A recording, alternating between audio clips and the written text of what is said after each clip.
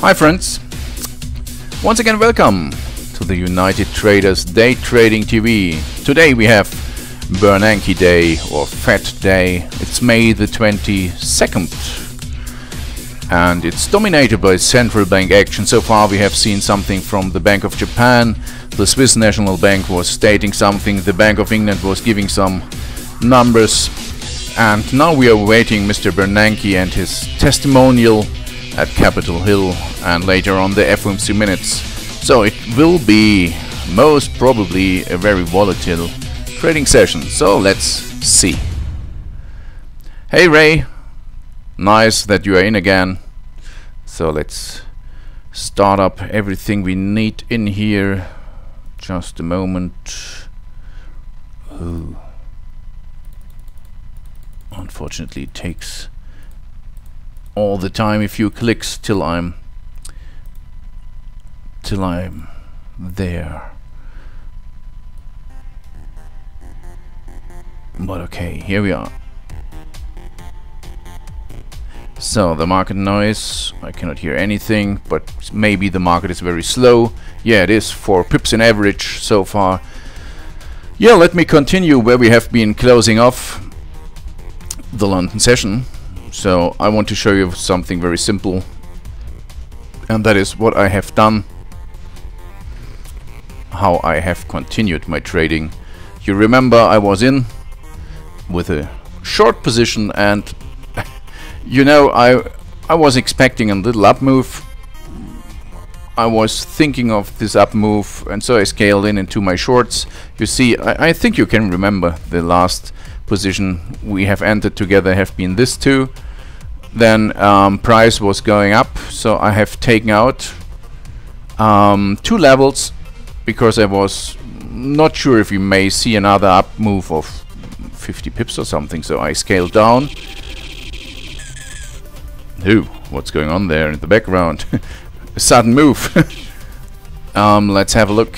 Let's come back to that a little later. Let's have a look at the charts. The real-time action.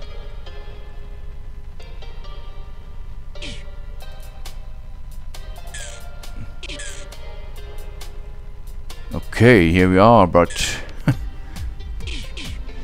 I'm not sure how it is with your broker, but the market was really calm for the last few moments in time, and then we have some gap down there. I can see it also on my 2 of the 3 other data feeds, so maybe there's a general problem in providing data, and because I'm able to receive my internet radio in the background without problems, I think it's not my data feed.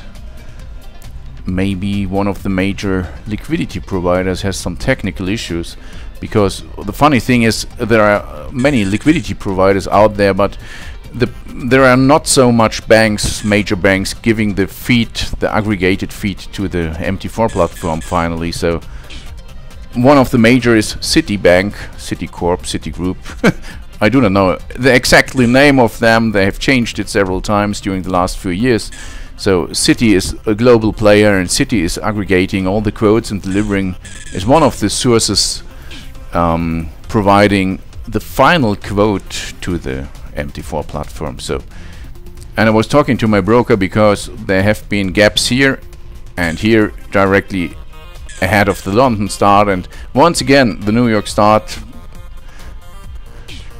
Yeah, I will call him up soon, I think, so we can get an idea what's going on there, because I want to trade a very volatile action with Mr. Bernanke and his testimonial. So technically there should hopefully be no problem with that.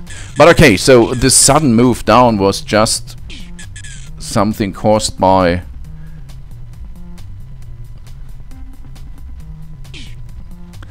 thanks Ray for the information. Also, Oanda is the only feed that has no gap here on my side. I'm having it also on another feed, also not using MT4, but 2 more feeds, and one of them is the one you can see here. They have this gap, but okay.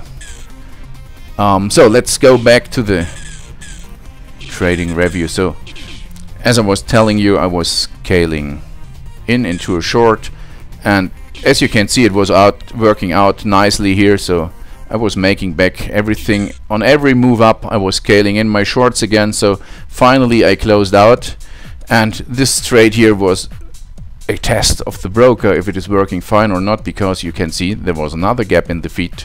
Here was a gap, and most recently we have seen another gap. So I have to call the broker up.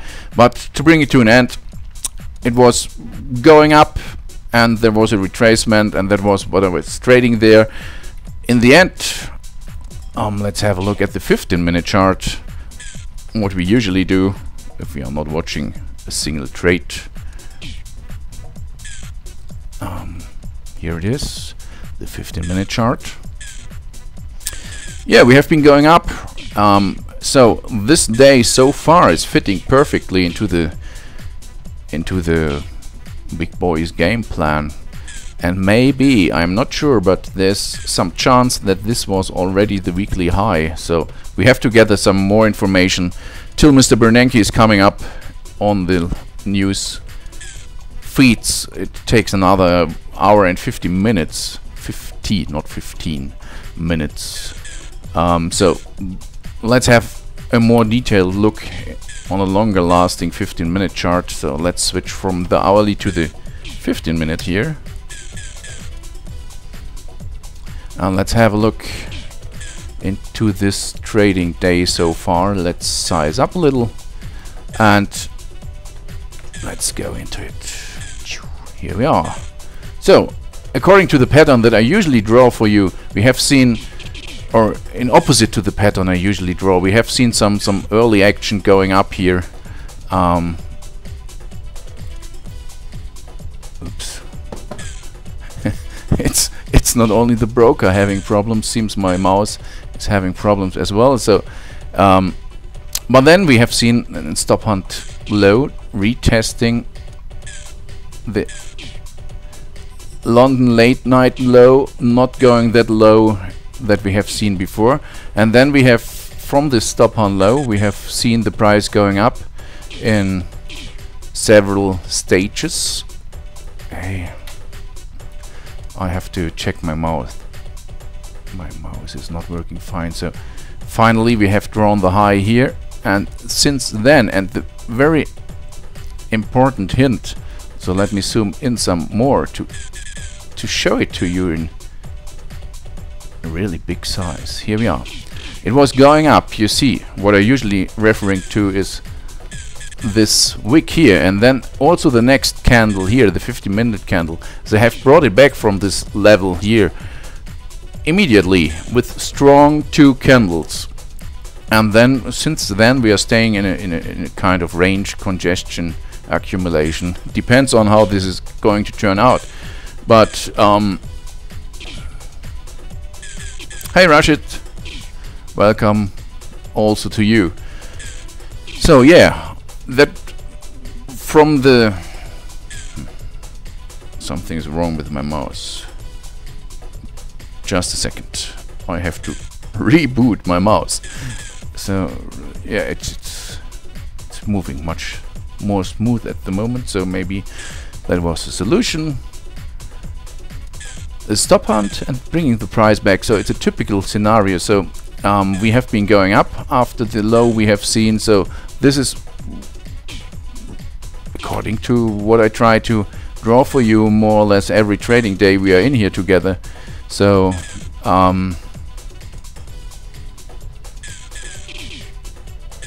now we have to wait. It's Wednesday, you know. Typically the big boys, the big foods have their weekly turn on Wednesday. So let's see. What I was telling in the beginning, or saying in the beginning, maybe this was already the weekly high. I do not know. So we have to gather some more information, some more inputs. And of course it strongly depends on what Mr. Bernanke is going to testify. If he is continuing QE, my guess it is very difficult to do so, because his main decision maker, his main input for the QE measures is the unemployment figures, the employment market, and the numbers have been becoming better during the last few weeks. So basically there is a possible reason for reducing the QE measures, but maybe he is stating it's too early. So in case he's stating it's too early and it may go longer, euro dollar going up. In case he's stating, yeah, the employment market, the job market is increasing permanently for 5, 6, 7 events in a row, so yeah, according to that there might be some reduction of QE, then the price will go down. And this would fit also with the idea of the weekly churn, and I do not want to it's difficult for me to really tell you what I'm thinking, because most of you may think I'm crazy somehow, but think yourself. You know for sure that some guys already know what he's going to state, because yeah, he may have a speech prepared, someone is writing his speeches, or he's typing his speeches after he has spoken them into a voice recorder or something like that. So there are millions of ways how some people can know about that already, and now ponder about the big boys and their potential game plan. Yeah, for me there's some chance that the big boys know already what's coming up, so drawing this high here could make perfectly sense if Mr. Bernanke is going to speak, or feeding the rumors, the expectations, the thoughts that QE could be reduced soon. But let's see. This way of thinking is very new to me myself. I've started thinking like a big boy in last year and September, beginning of October, so I'm surprised myself all the time, always when I'm thinking, oh no, that couldn't be true because it would be too nice, too easy. In fact, most of the time it is true, and it is just that easy, but no one wants to believe, or no one has the idea about guessing what's going on behind the facade. Most of us are sitting in front of the screens and they say, wow, once again, that was surprising. We have been in an overbought situation based on the RSI indicator, and we are going up some more. So how could that be? Yeah, because no one pays attention to that. At least not the guys who own the market. So most of us sitting in front of the screens, me too. So I'm not more smart than the others, but there was an eye-opening event for me. So, and since then I cannot stop to see all this pattern and this action behind the scenes. But before that I was also sitting in front of the screens. Okay, risk management was always my highest priority in trading, so I was already profitable before I was trying to think like a big boy and to anticipate the next move. But that was based on risk management, so I was not going into too big risks. So even if they have been able to trap me, the re-averaging thingy and scaling into a position is yeah, bringing me back to break even most of the time, even without knowing what they are doing. And that I'm a swing trader, 15-minute or 5-minute swing trader, and that I try to spot reversal pattern, that is true for several years now. So yeah, what to make with this session? 1 hour, 40 minutes till Mr. Bernanke is coming up.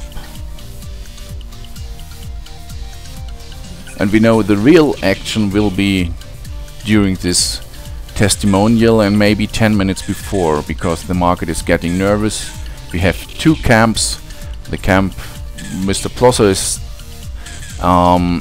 staying for, the guys saying, okay, there should be a reduction in QE soon because the job market is improving. Then the other camp, let's take Mr. Ballard as the head. They're saying, okay, we should go on with QE as in the past, no reduction, at least not now, maybe end or beginning of next year. So two camps, two opinions, and on top of that we will get the final idea of what they have been talking about during the last FED meeting, the FOMC meeting, the FOMC minutes in roughly 5 hours 40 minutes from now.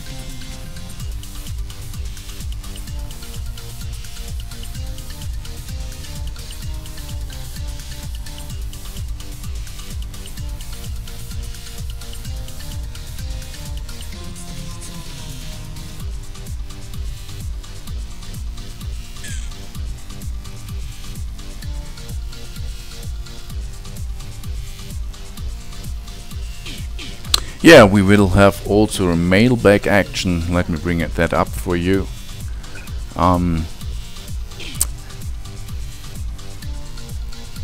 We will have a mailbag action for two reasons, very simple ones. We haven't, or I was not able to cover all the questions this morning, so there's still something missing from Michael.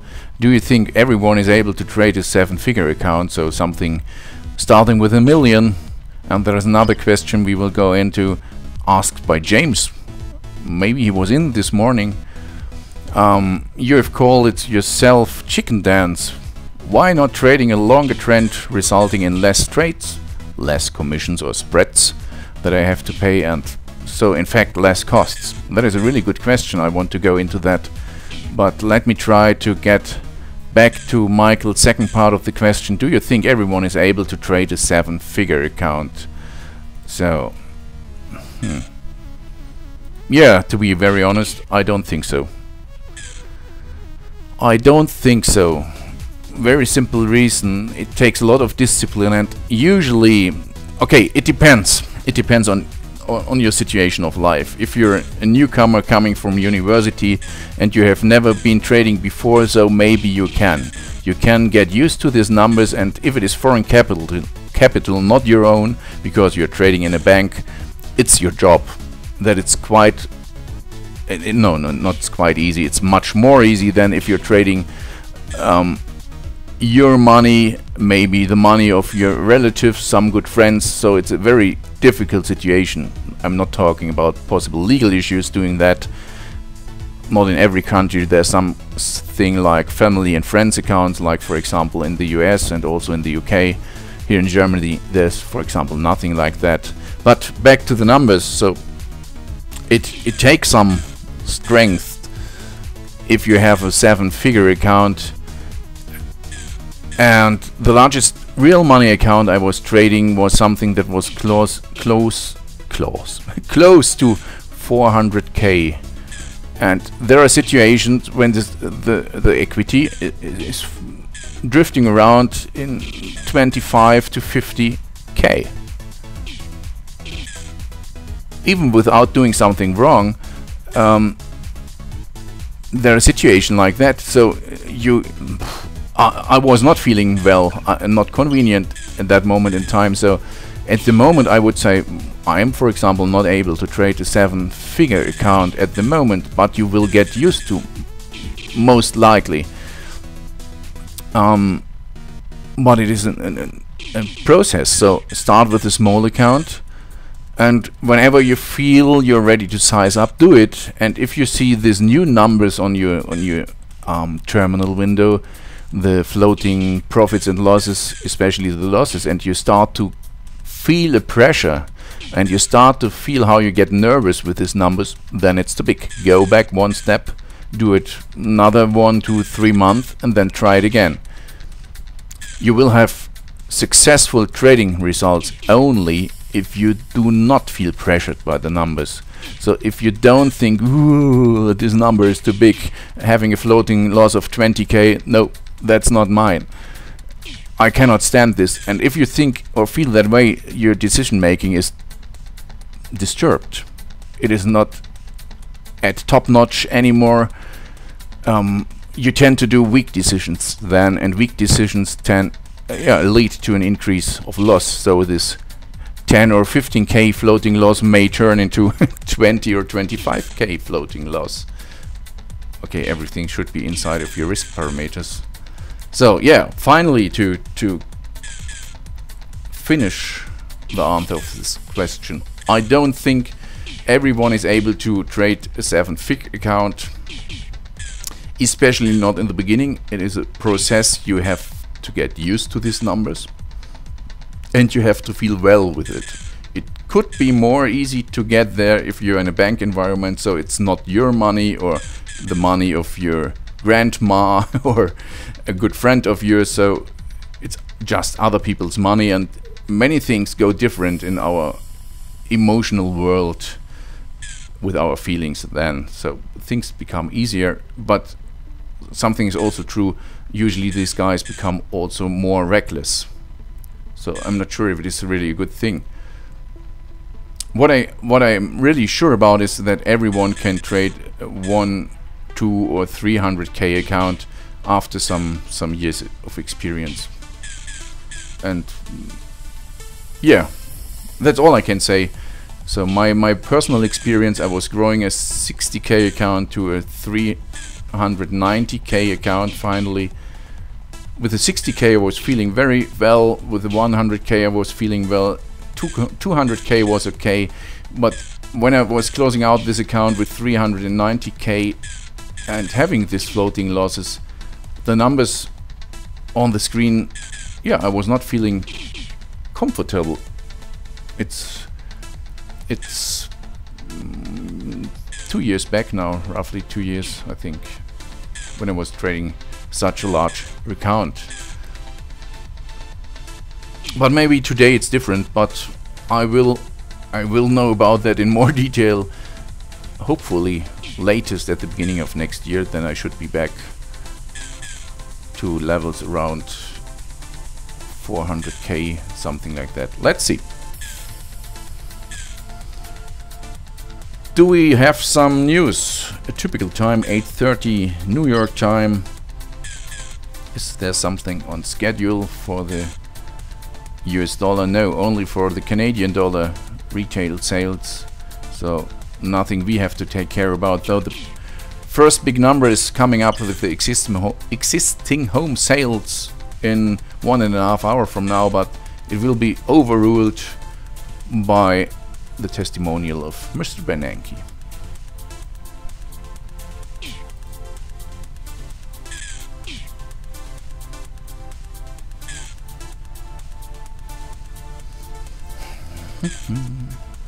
Yeah, by the way, let's go into the 5-minute chart a little more detail.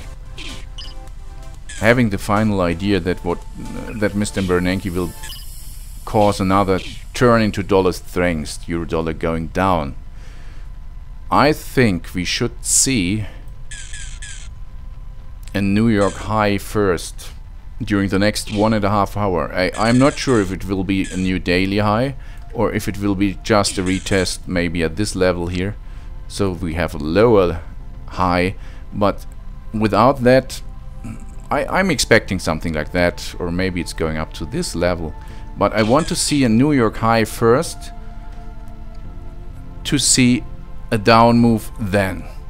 And this down move might be going this time beyond 100-150 pips. It depends on, because we have seen some reversal or retracement in the dollar strength trend during the past few days. So a continuation or something that Mr. Bernanke is giving to the markets, strengthening the belief that QE might be over, or at least might be reduced soon, will lead to a strong down move and according to the game plan of the big boys, it's easier, or it's more typical for them to bring the price down from a New York high. And then of course, even if it is a major trend, then how deep ever we are going to go, there will, at the end of the day, there will be this, you know it, 25 to 50 pips daily fade out action. So if you're in deep trouble, you should keep some ammunition dry, some troops ready for deploying when the momentum is decreasing. I'm not talking about this price levels, forget about that. I'm just talking about the characteristic of the move. So let's see. I know it's risky somehow, but have a look also at the 15-minute candle here. 30 seconds to go. This, for the moment, it looks like a reversal. So there should be an upswing, and we have still 1.5 hours. So there could be several little swings upwards. So let's see. But I'm still not sure how to trade it. Should I really place a bet finally in this Bernanke action? There are strong expectations from the market that he may support this dollar strength with his statements. So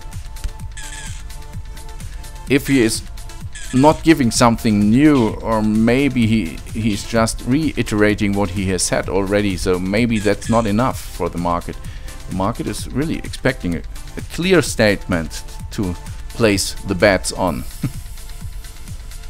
So the candle has closed, so let me try to go into that idea of a few pips at least up move. And usually my level of getting or becoming cautious is this moving average here. So it's not that I want to make the big money just right now. We are in profit already. We are up 18 pips or something for the day.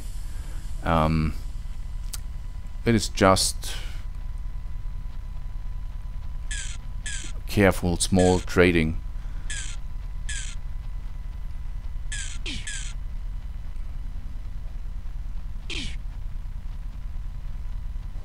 Yeah, by the way, there seems to be some new guys again, so welcome to you.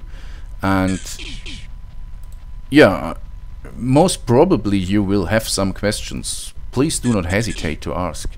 Use the chat window on the live stream.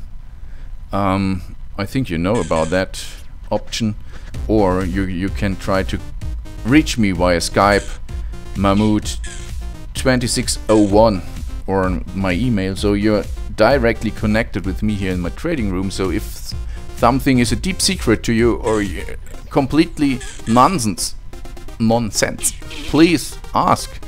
Only then, if you're asking and if I'm able to, maybe I have to acknowledge that I'm off with what I'm saying, but only if you can verify that this session or this show makes sense to you. It's meant as an educational session. I do not want to grow this 1K account into 1 million in the next 7 days. No. I'm using real money. It's my own money. I'm not sponsored by someone. It's not a big account, and that is also the difficulty with this. We started with this relatively small account because that is usually what you guys do out there. Usually you put not a 100K account on, and yeah, you try to do your very first trades on.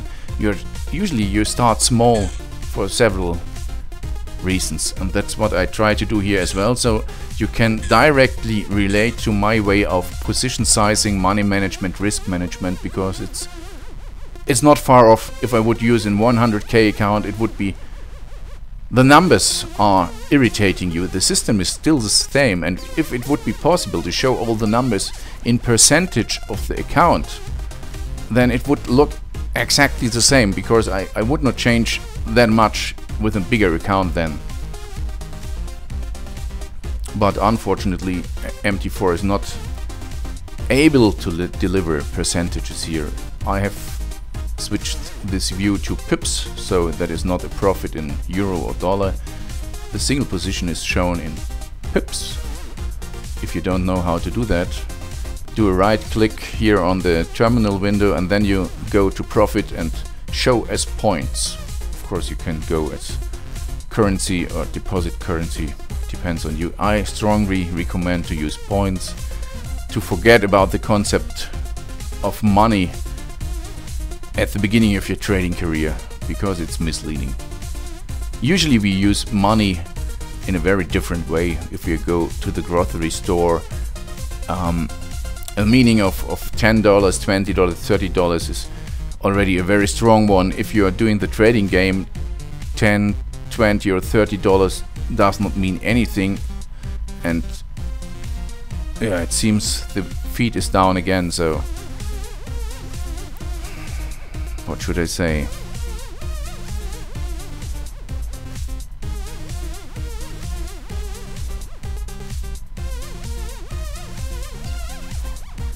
I think if I get the hint, if the price is moving immediately in one direction, but I have to say Oanda is also not moving strong, so we are still at the same level.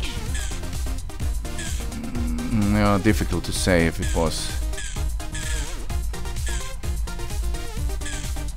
a problem or not.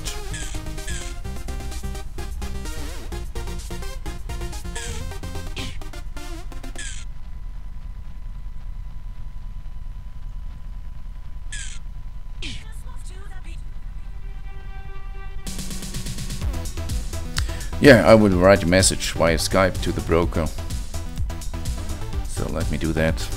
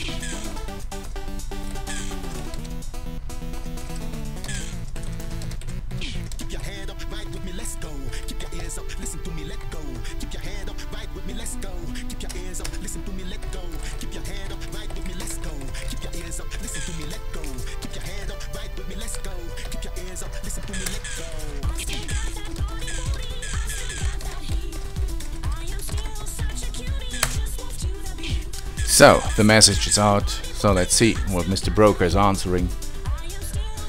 It's a German broker,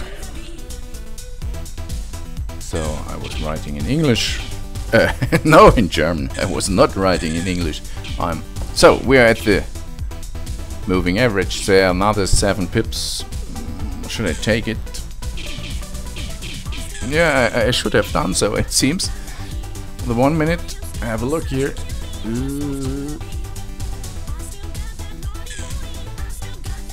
But we are small, so I give it a second try. No, I'm out. I want to get more clarity on this, so it was not a bold trade. I could have taken it immediately here. I was hesitating too long, so I reduced the 7 pips most probably to something like close to 2 pips. But okay. More important than the growing numbers here, they're also nice because we are growing continuously. Much more important is the concept behind that. And you see, this could have been serving also for a rescue if you need only a few pips because you are very aggressive.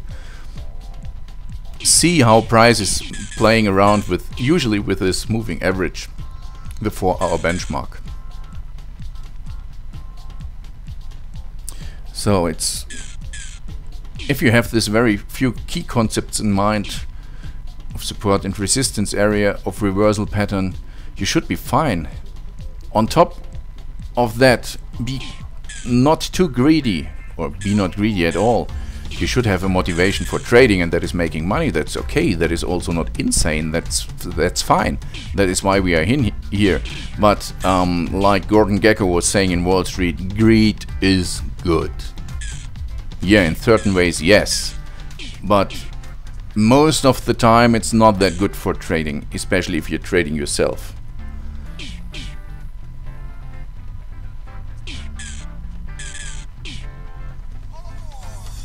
Yeah, and even if you don't believe, here around me, behind me, there is not a consulting team of 10 experienced traders giving me all the information. It's just that easy. You can do it yourself. You can have a TV show in parallel. You can talk to your broker, and you will still make profit. So if you have trained it, and that is the only precondition, you have to stick to one way of trading, not especially this way of trading.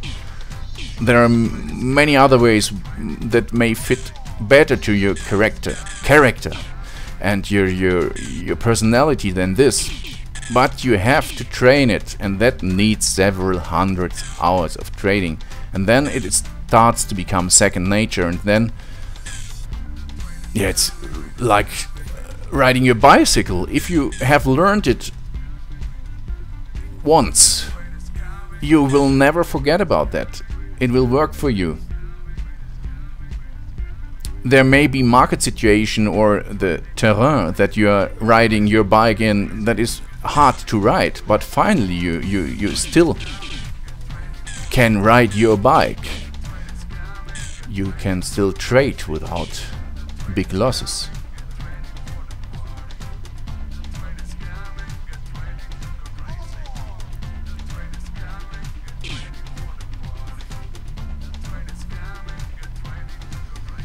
So, still waiting for an answer from the broker, but because I was not talking to him at the phone, maybe he has not seen my message so far. I was asking him if he thinks that the data feed delivered by the Citigroup or bank or corp or whatever will be stable today during the high volatility market phases around Mr. Bernanke's testimonial and the FOMC.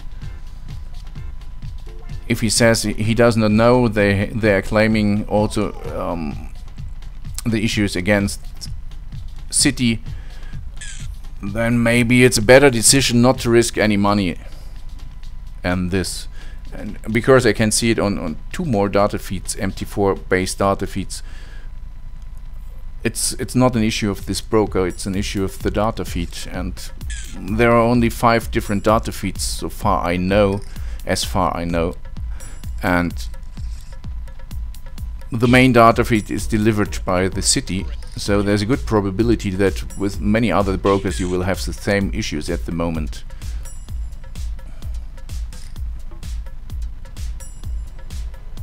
The funny thing is, the order machine in the background, the data feed from the order machine is still okay. So, but there might be a difference then from the price you see on the chart, because the chart data feed is frozen, but the data feeds in the background are still running, and that, yeah, okay, I have no open position. If you have an open position and the chart data feed is frozen, you may see your profits or losses still changing, and that is because the data feed delivered to the order machines, these are the machines on broker side handling your orders, closing out or opening them, this data feed usually works fine. It is just the visible screen data feed. Yeah, I was talking to my broker this morning and asking why there are 2 different data feeds, and there was a very simple explanation, and I was able to get it, to understand it.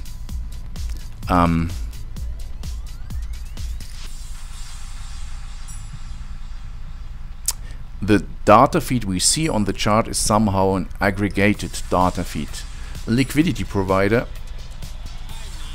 that finally delivers the MT4 data stream is aggregating the bits and the offers from many smaller, or not smaller, from many different data liquidity providers, and he's catching the best offer at any moment in time.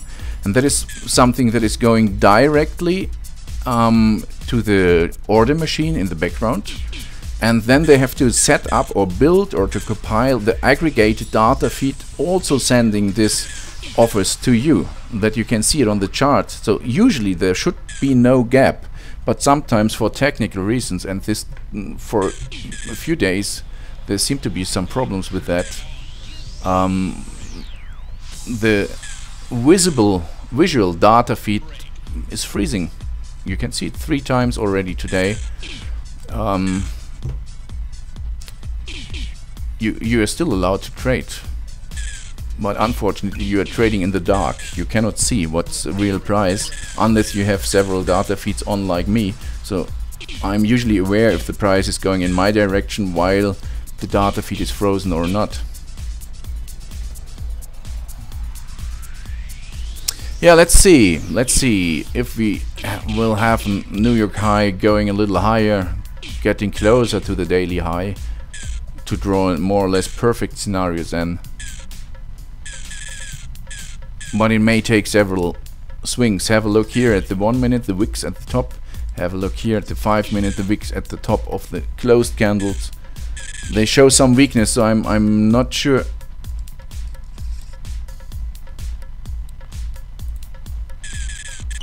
Ah, the broker. Oh, I have to.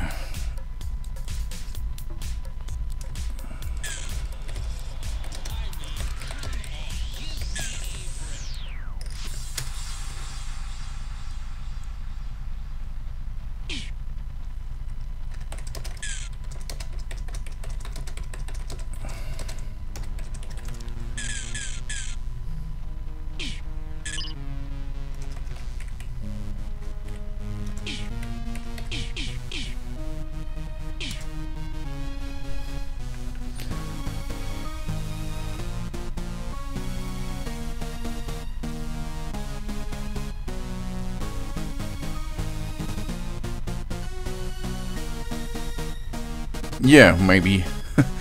The broker is stating that they are at it, they are doing their best, but it's not in their hand, and yeah, they need to have some more leverage, some more power. They need the concept, the power of many, like United Traders, because you know, Citigroup, a giant bank delivering this data, and a single broker, especially a broker who has started up a few months ago, trading relatively small volumes with them, there is no leverage. So this giant bank, of course there should be something like a quality assurance department, but you know the game, what they are doing. So yeah, maybe I should try to bring the concept, the power of many from United Traders more close to them. They should join in. So if there are some more brokers complaining, maybe we can change something.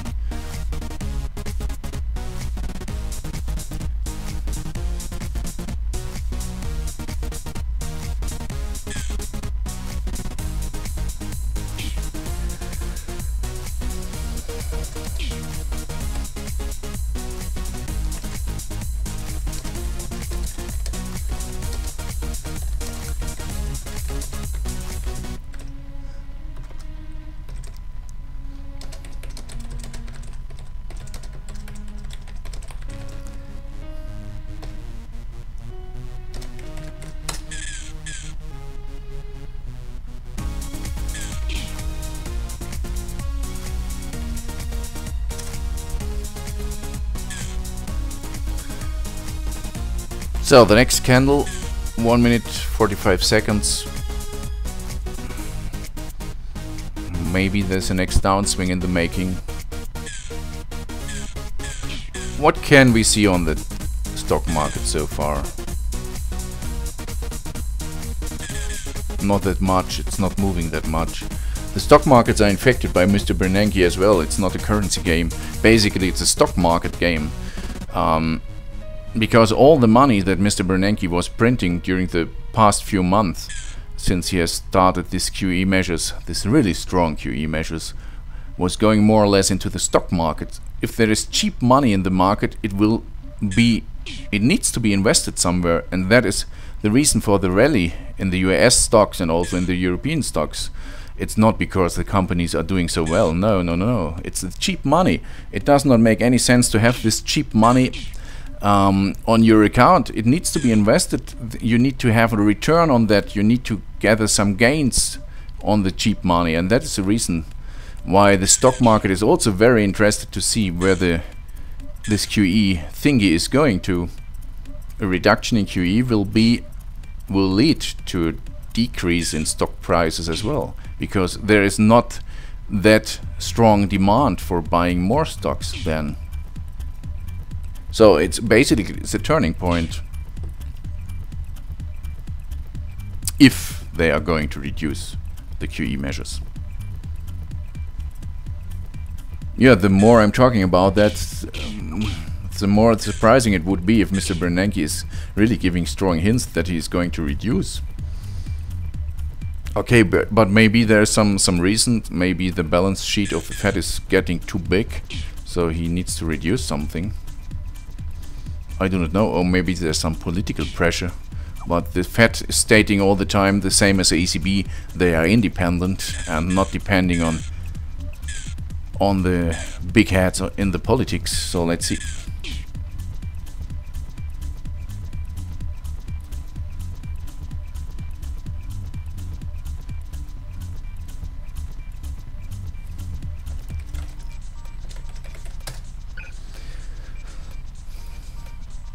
Okay, the broker is stating, hopefully we do not need to test it out. They are aware of that. They have a backup system running, and in case we face some financial losses based on this issue, the broker is claiming the issue against the liquidity provider and will be refunded. And of course I can claim these issues as well against the brokers, and I will be refunded as well. So what else can I ask for at the moment, at least? So let's see.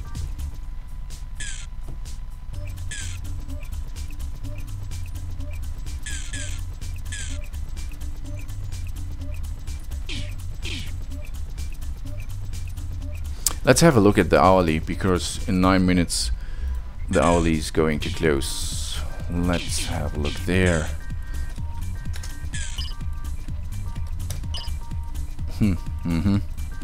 Yeah. So far a strong candle. Take this 3 last candles together and you have an overall doji. Maybe because there are already 3 hours, then take this one, then you know how the 4-hour candle is looking if you take this 4 candles together. It's a long wick at the top, a long wick at the bottom, and a relatively small body in the middle. The body is looking like something like this then. That is the body, and let me try to draw it. And the strong wick, so this is the candle we have so far. The 4-hour self-made candle. Okay, back to serious trading. Sorry.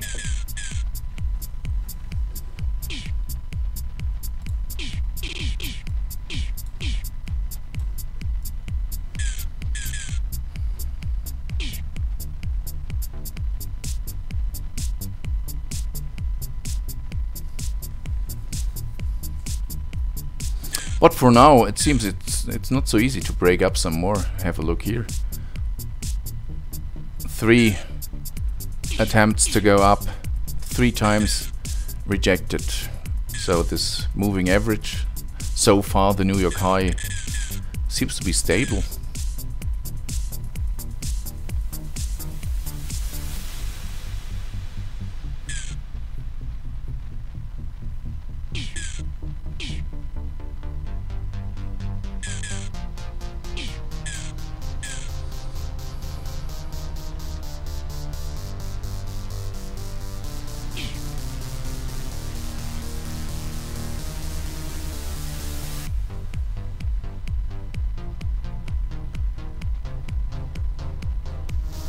Okay, it seems there's some time to go into our mailbag action.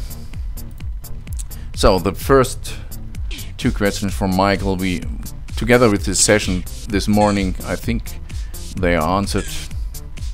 There is a difference with trading smaller and larger accounts, and it takes more experience to build up a stable mindset to see the big numbers without getting into panic mode or something.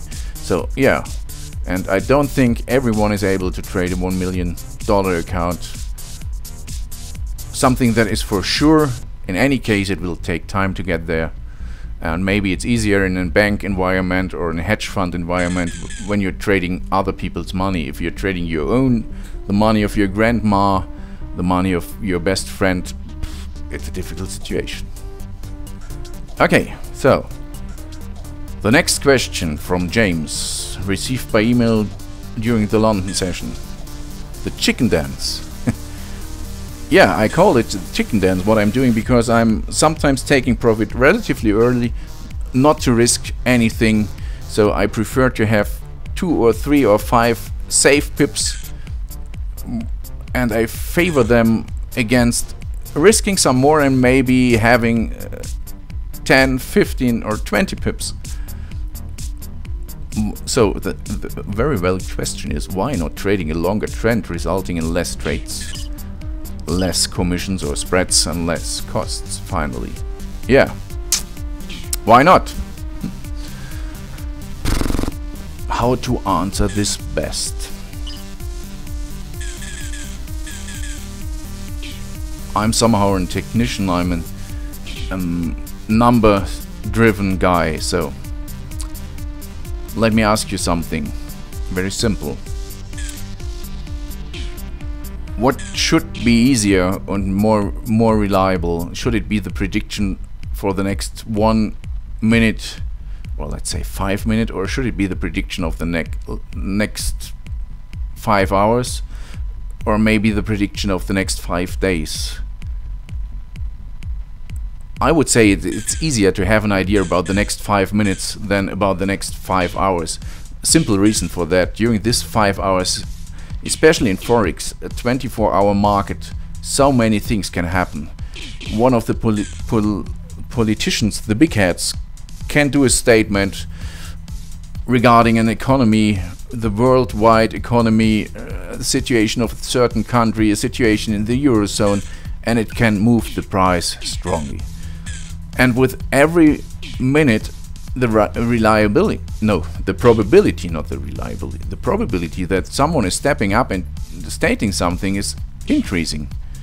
And also, doing a prediction on a longer time frame or on a longer time horizon, the chance that there is an earthquake, that there is a tsunami, that there is an hurricane or something is bigger than during the next 5 minutes.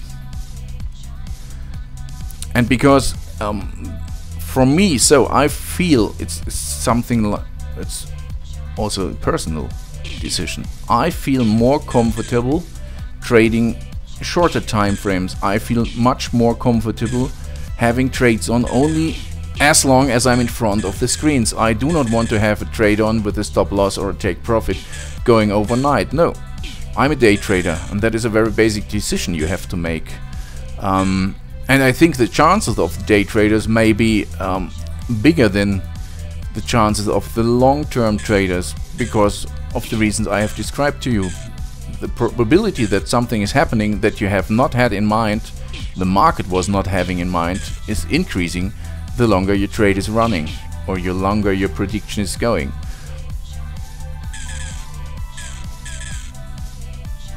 Okay, if you see it like an investment, so we are talking about holding a trade for months, maybe years, then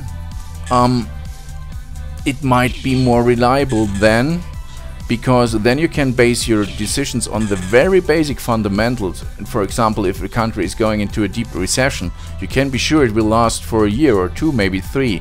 So also the country-related currency should go down, usually. So if you have something in mind like that, okay, maybe I agree. Very, very basic scenarios may be stable over several years, and if you go into that very big and you take for a year or two or three, it may work out fine. But if you are thinking about day trading or swing trading or whatever, I think the short time frame has an advantage against the longer time frames. And yeah, okay, basic rule, less trades results in less costs. That is very true. But if your trading method does not deliver an edge that is able to cover these costs, then you should look for something else. Of course, you can choose a reliable and a broker with reasonable costs. For most MT4 brokers, the costs are just the spread. There are other brokers having a tight spread but some commissions on top. So you have to add all these numbers together to have your final trade cost. And maybe there's also some swap. Yeah, let's talk about swap. If you're a long-term trader and you have not the advantage situation that you have a so-called halal account, so if you're an Islamic guy without having to pay interest on the account, then you have to pay swap fees, and this can sum up strongly. Every single night you have to pay the rollover fees. For a single night that is not that big, but if you're holding a position for a month, it could sum up nicely. For me, it is easier to follow this very recent actual move on the charts, and yes, I'm willing to pay for this convenience that I can enter my trading room every morning without an open trade, because I'm a short-term day trader. The convenience to go over from London to New York, usually without a trade, so that I can have a complete fresh setup during New York session then. Yeah, I enjoy that. That is, for me, it's invaluable. Not having a trade in a certain direction is having a clean mindset. You can judge the situation completely new. You have not paid attention to the trades you still have. You do not have to defend them. You do not have to make it back or something. So it's, and basically for me it's relatively easy to follow the price very closely. So as you see, I'm not trading the 1 minute chart, I'm not trading the tick chart. You can also say, okay, you're trading the 15-minute chart. That would also be true, because there I try to spot the reversals. Something I can tell you, my average holding time for the trades is roughly about 12 minutes. The very first scout usually is in for an hour or maybe two from the very beginning of my very first trade, and he is taken out mostly. He's the last guy coming from the battlefield. So he's in for more than an hour usually. But many trades, levels, attack or re-averaging levels, stay in for a few minutes. So in average, however, I'm not, as you may think, with 50 seconds or something like near close to a minute. No, it's 12 minutes average holding time, and it's increasing. Interestingly, it's increasing. So I'm not trading that high in such a high frequency mode anymore than it was in the past. And that is because of the knowledge of the major game plan. Because I know most of the time I have an idea of the big picture behind. It is easier for me to follow a trade longer, to follow a swing longer than it was before. before that, without having this longer term idea for the trading day, the game plan of the big foods, I had to follow the momentum, and whenever the momentum was showing weakness, I had to do something, resulting in opening or closing trades. Now I know, yeah, if this was the London high, we should see a retest of it, resulting in the New York high. Then we are going to draw the New York low, and then we have the fading of the day low, the daily low, finally. So having that in mind, you can stay more relaxed, more calm in the trades. So let's see. Yeah, I hope, James. Basically, I agree. Less trades, finally cheaper if you're still making the money then. But for a longer time, trading for me results in taking bigger risks in terms of unexpected global events, be it a politician, be it in a natural catastrophe. I want to have a fresh coffee. Yeah, that's it. So, thanks for the questions. Thanks to Michael, thanks to James. If you have also something you want to know and you are watching the recording, even if you're a few weeks back with watching the recording, please let me know. And these are the ways how to get in contact with us here, or me here in the trading room with us. Yeah, that's because my consulting team behind me, this 10 guys delivering all the inputs, analyzing all the charts all the time in real time, so that I can be the TV dummy in front of all this. No, that's not true. Just joking. No one in here. Sometimes my wife catching a fresh coffee. Yeah, that's it with the mailbag for now. Let's go back to the charts again. So far everything is fine. I'm not sure if we are going to see a new high, but if so, who cares? Who cares? 55 minutes for Mr. Bernanke for the final election, the final countdown. Yeah, I could have been staying longer then, but at that moment in time I was thinking there could be a downswing again, and this reversal pattern is holding a little longer then. But let's see what we are doing with the daily high, especially before that with the 50 level, the thin blue line on my chart here. Really interesting.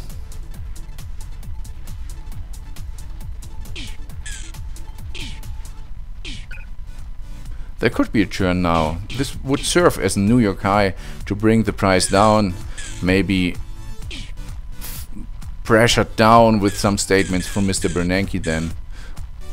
But first of all, we need to have a reversal.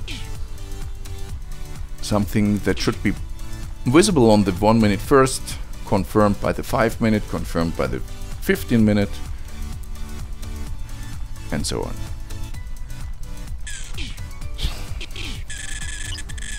But wait, see that.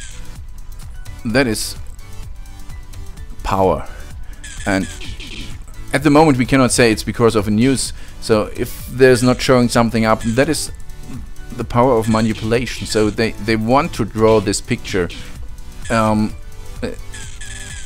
Let's see what they're doing there.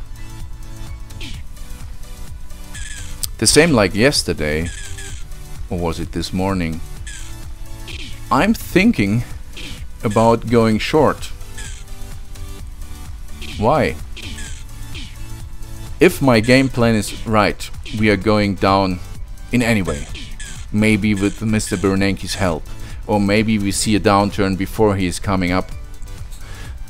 If I'm wrong and the price is going up, we will have the daily fade off. So yeah, of course, then it would be more nice to go in as late as possible. So the longer I'm able to wait for the daily fade off, the closer I'm getting to the... I have to adjust my scaling, it's a little bit wrong. The closer I'm getting to the potential top before the daily fade off is coming in. The more cheap, the more easy, the less time consuming. But in fact, going short now most probably will bail me out in any case. Latest with the daily fade off. Do you get the idea? So if you are not aware, or if you see a good chance it may turn just right now, so let's wait for this 15-minute candle to close. Maybe we get a first indication on this 5-minute candle, 1 minute to go for this. If you think this was the retest, so the lower high before going down, then you should go in already now. If we see some upgoing action, but with Mr. Bernanke's help, it could go, depending on what he says, in either direction, and there's chance that it may go 100 pips. So taking the risk of a short is, yeah, we have to be very nimble and not to overexpose us to the market. Going with 1 or 2 or 3 pips upwards, micro lots upwards, 30 cents, 100 pips, 30 cents, $30 in result. Our maximum drawdown limit is $50, so we are still inside and we still have ammunition to put in a strong rescue. But if we are getting caught more and more on the way up on every little swing, and we do not have the discipline yet at this stage of training to take out failed positions, failed levels, it may be the start of hitting our drawdown limit then. So it depends on your level of skill. You will get there that you're disciplined enough to take the levels out. Remember, this morning I was taking out 2 levels. At that moment in time the momentum was looking like going more up, but finally it was going down. So I have taken out 2 levels with a loss, not to get caught on the way up. When I was sure and the reversal pattern was showing up here in this very clear way that we have seen this here, I'm talking about this here, I was scaling in again, and finally we have made nearly 20 pips so far.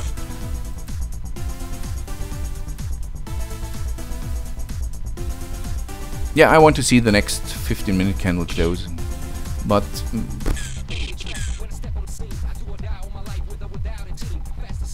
and please, whatever you do, this is not a signal service. I'm addressing that not to Ray or Rashid and all these guys are in here regularly. There are some more that seem to be very new to the show.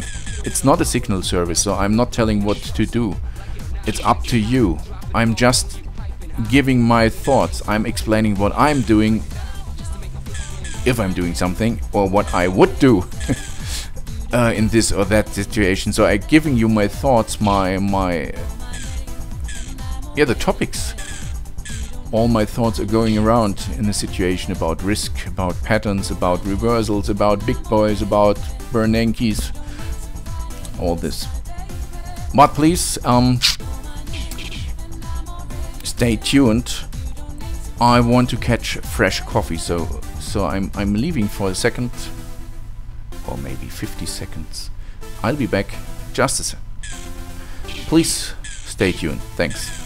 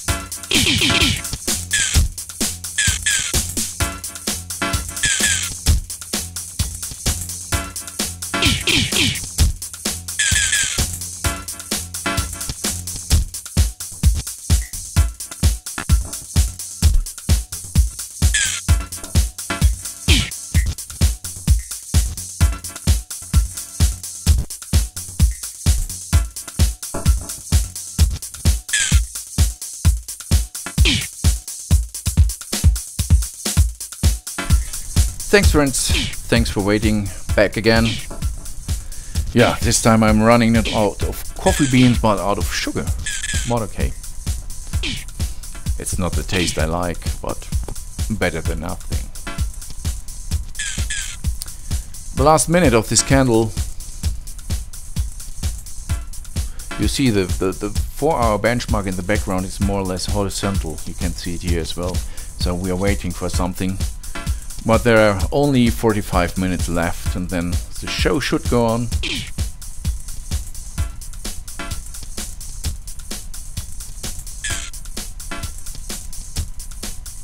Yeah, I'm not sure if I'm able to place a trade during the Bernanke show, but at least I try to.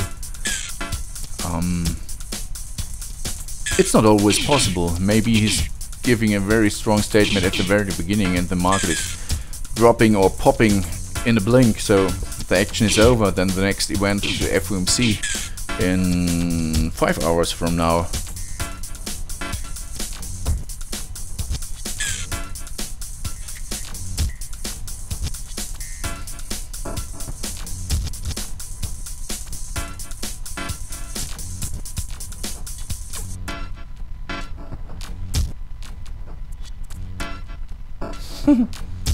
Maybe I'm paranoid, but every time when there's no market noise in the background, I'm checking the other data feeds if there's some movement, but at the moment there is not. We are all stalling. It's the same price, 129.38 with FXM, with Oanda, with this broker, with MIG, with Warren Gold. So it seems to be the average price.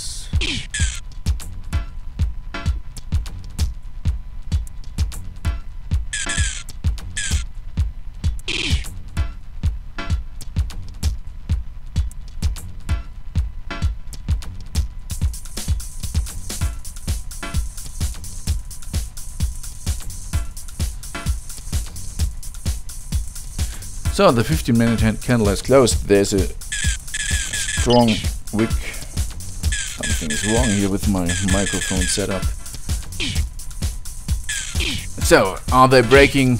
Are they neutralizing the wick, or just are they drawing this thingy? You know, I love to see this overlapping of the candles. So was it just the overlap? Let's have a look at the 1 minute. But we have to be patient. This candle has to go another 14 minutes. 13 minutes.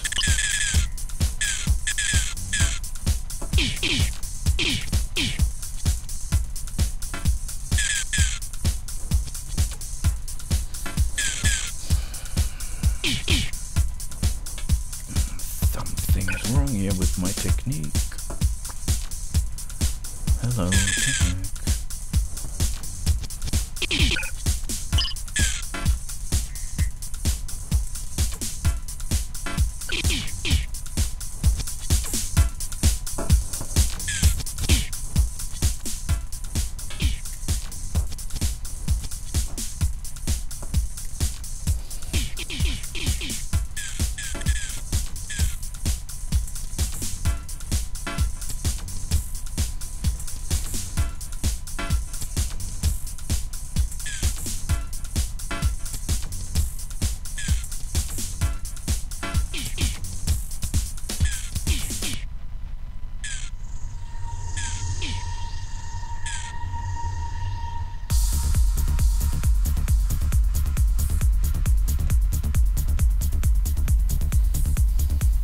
The stock market is drifting down, but not that strong.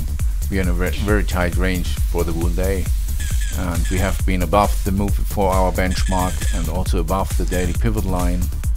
So now we are going down a little. So far we are testing the New York low on the stock markets. And as I've explained or tried to explain, the stock market of course is also very strong, affected by the comments of Mr. Bernanke. Yeah, I tend to go short. And I'm just pondering about when to do it.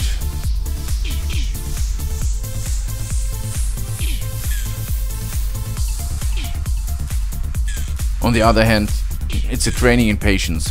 The main event I want to trade today is Mr. Bernanke. So the worst or the stupid thing that can happen to me is being caught in a position and Mr. Bernanke is coming up and I'm not able to react 100% according to his statements. So I try to be out of the position before he is coming up in any case then, but let's see.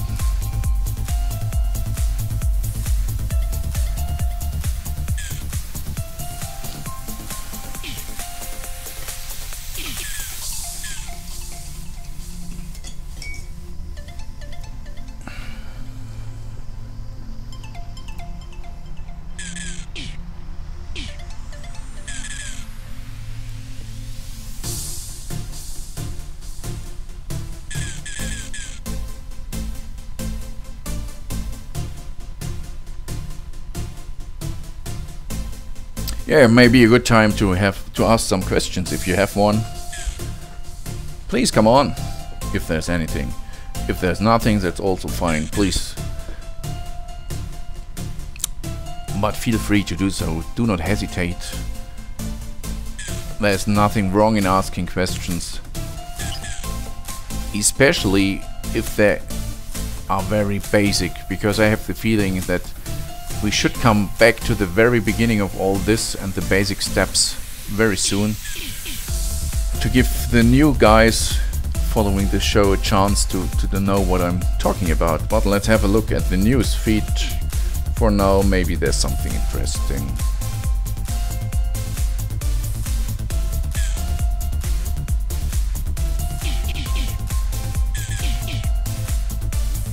Let's scan for Bernanke. Let's see. There's Bernanke. Treasury bonds gain ground before Bernanke. Let me zoom in so that you have a chance to read it as well.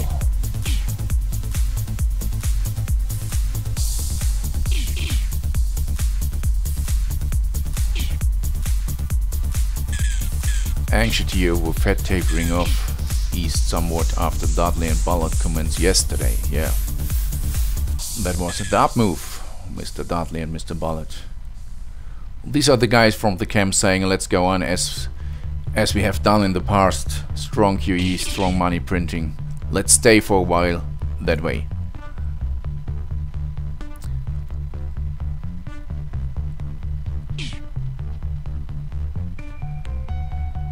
Yeah, Bernanke will be even-handed. That would be an interesting situation then.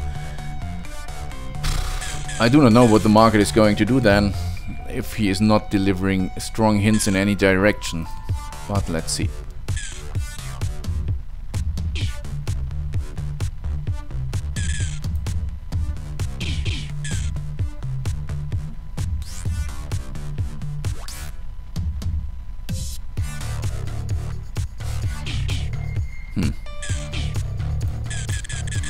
Does not say anything to me.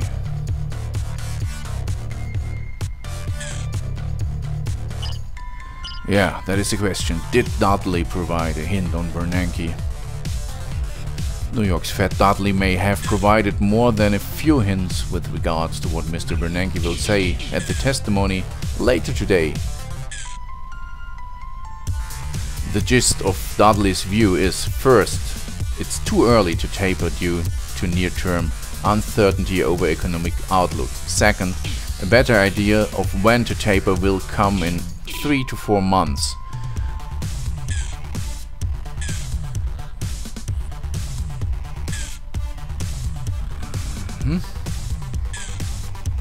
Yeah, that would be in direction of dollar weakening then. Yeah, interesting situation. And it makes me... the idea of not taking a position before Mr. Bernanke is getting stronger in my head. The situation is getting more and more unclear. The two camps seems to be balanced in white in power.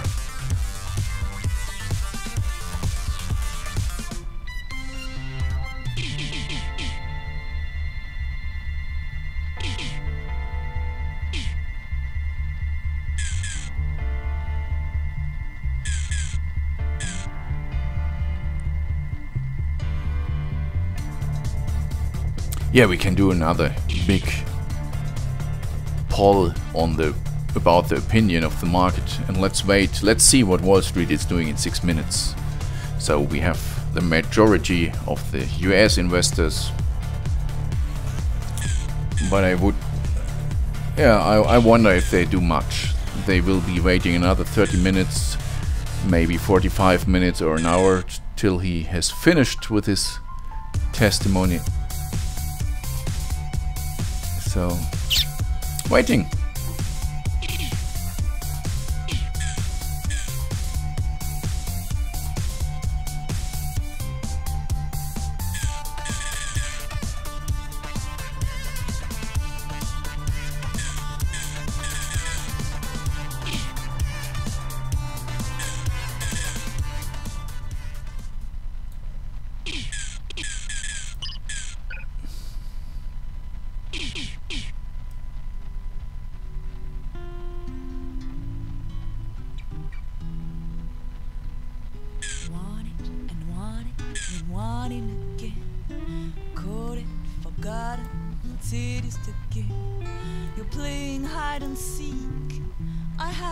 Yeah, I've changed the music to a little more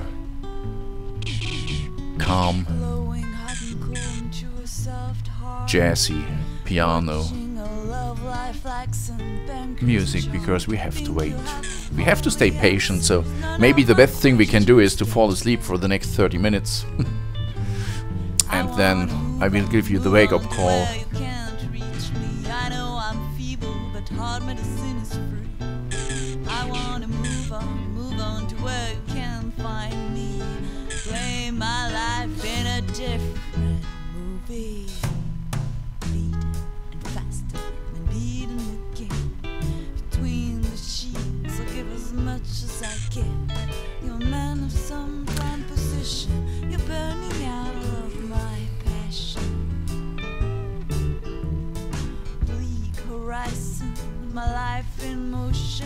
Just one more chapter to go for auction.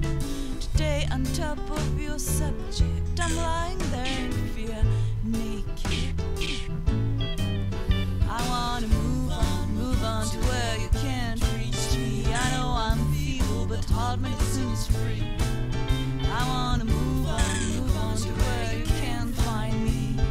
Play my life in a different movie.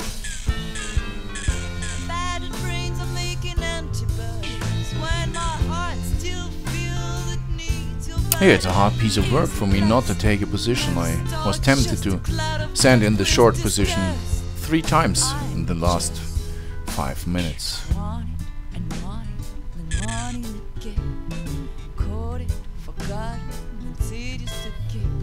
There's an article in the news. Let's have a look into it. Oops.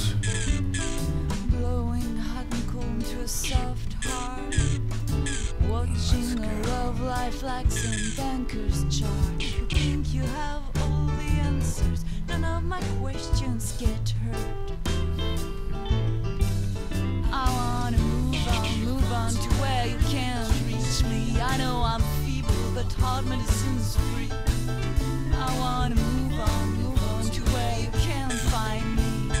Play my life in a different movie. I wanna move on to where you can't reach me. I know I'm feeble, but hard medicine's free. I wanna move on to where you can't find me. Play my life in a different movie. I wanna move on to where you can't reach me. I know I'm feeble, but hard medicine is free. I wanna move on to where you can't find me. Beers throw in the toll. Let's see if the beers are in danger. They're talking about the 130 level, so as I've said, if there's something in that is clear in any way, it may go 100 pip in one direction. It's not a big deal then. If there's nothing in, then I think I will try to play the weekly turn. If the big boys make me believe that this could work out, and the weekly turn should go down then.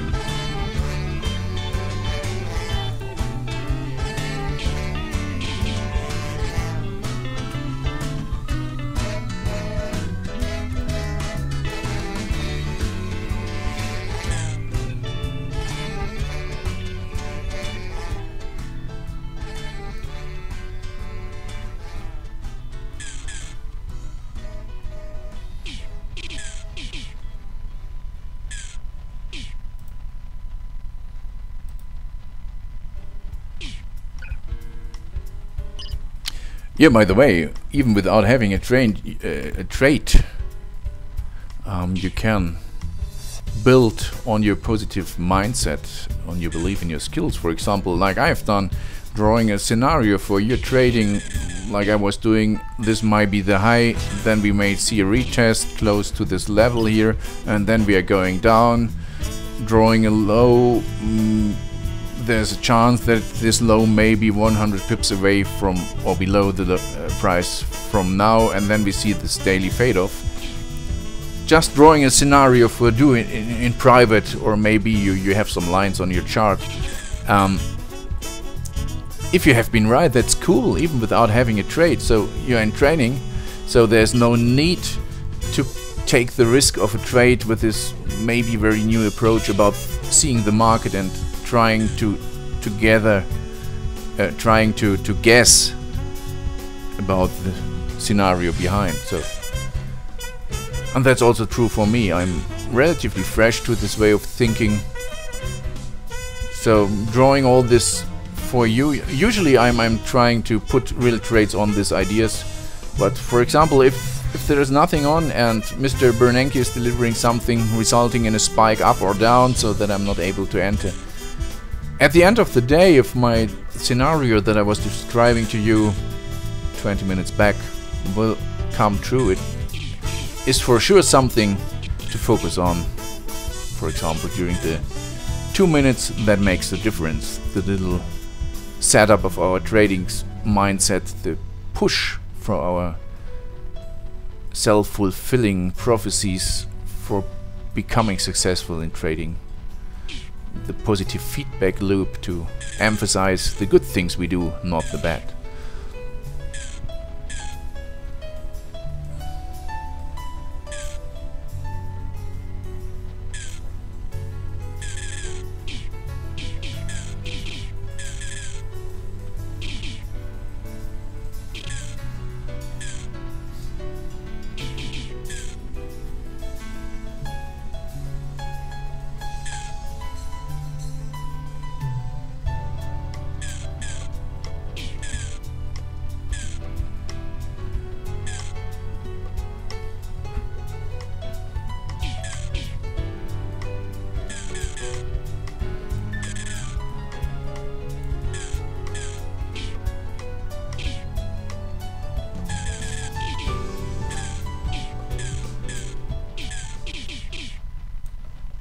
According to the background sound, the noise, the market noise, there's some more action, and it's because Wall Street stepped in.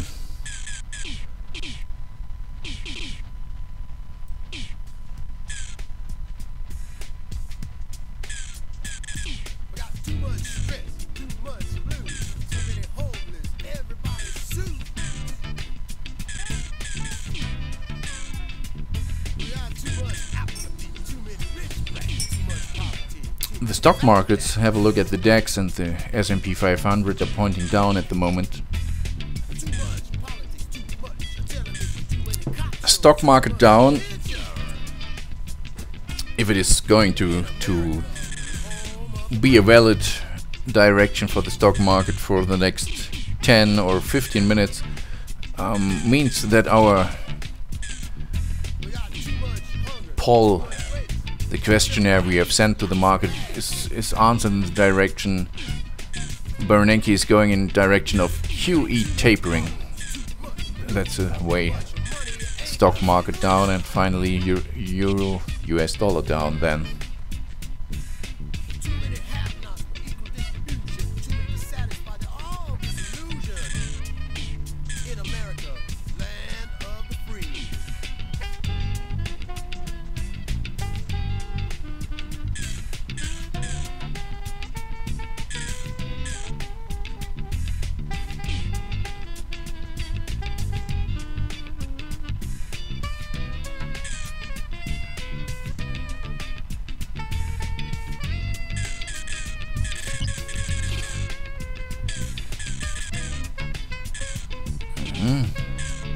Some upgoing action, I wanted to say.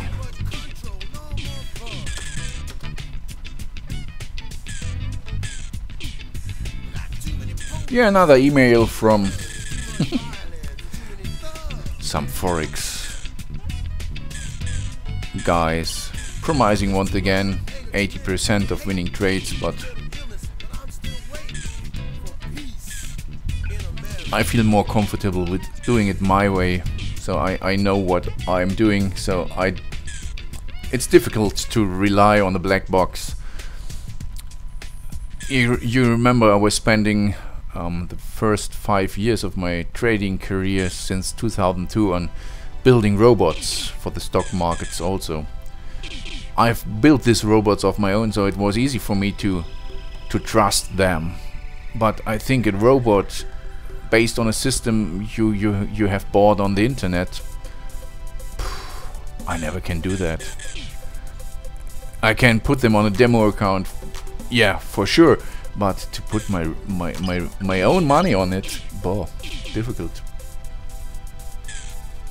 You never know, and even if this guy was a brilliant trader, mathematician,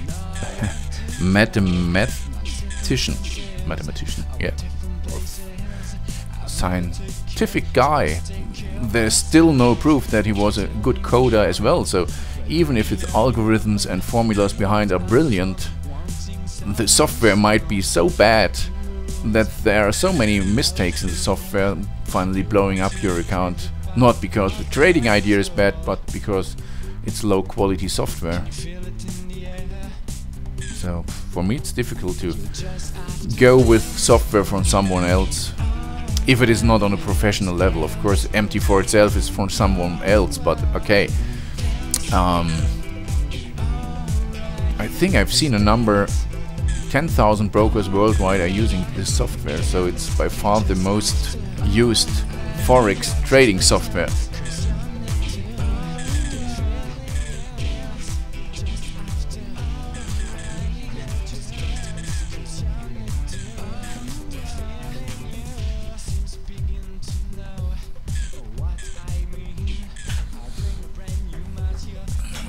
There's something new on the email, let's see.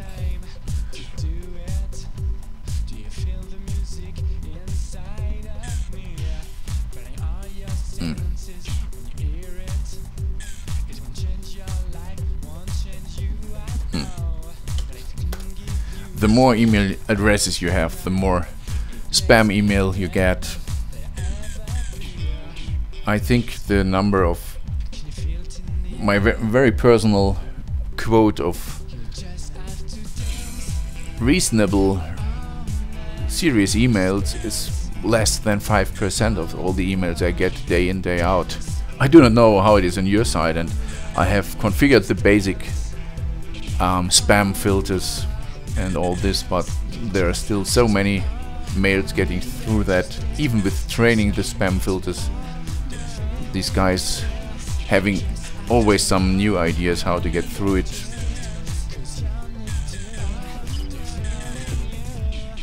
Yeah, are we going to draw a new high? Was this New York high not high enough?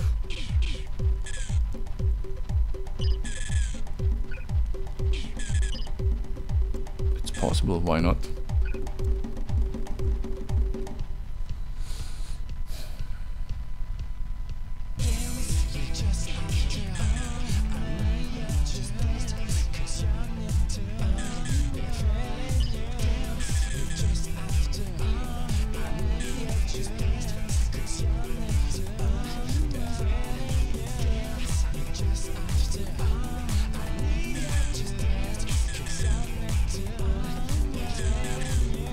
Drawing a really new daily high, of course, is possible, but would be surprising for me now.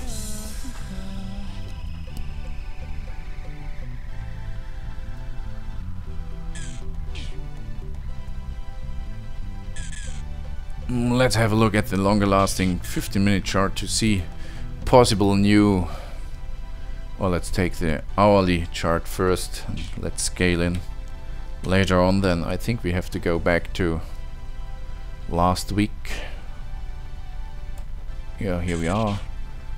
This is the recent price, and we are at Tuesday last week. So 129.85 or 80 should be a point of resistance. 129.60. So we have a 129.60, 129.80. The next one is the round numbers, and the next stop could be 130.20. And so let's see what's coming next. 40. So we are going in 20 pip steps upwards in case that there is some momentum growing. So 29.60, 29.80, 130, 130.20, 130.40, and then we have a bigger step. Then we have to be careful. And if there's a strong statement going in direction of we are continuing QE, and that is very clear, then for me it's possible to see price going up 100 to 150 pips. But let's see.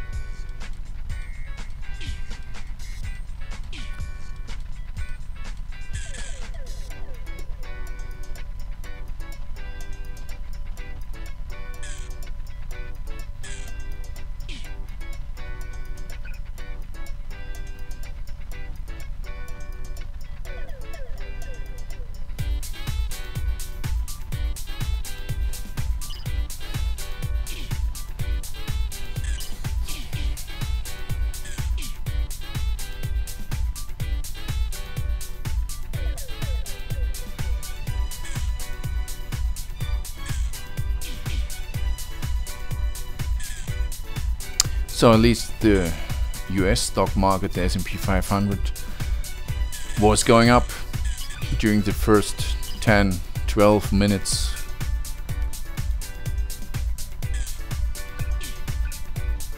Continuation of QE, this would mean, is the main belief of the market participants.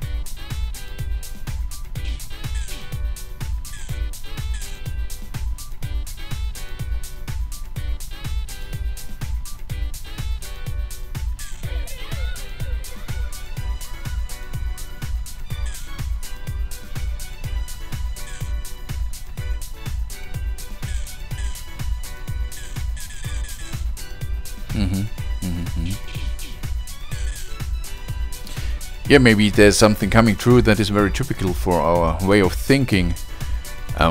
Let's try to remember the history of events and statements. 2 weeks ago, roughly 2 weeks ago, we have seen the first statement that it might be the right time for tapering QE, reducing QE measures.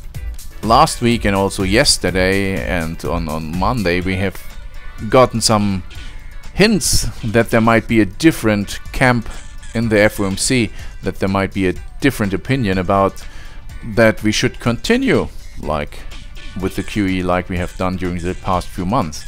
And usually we tend to take the last one for more reliable.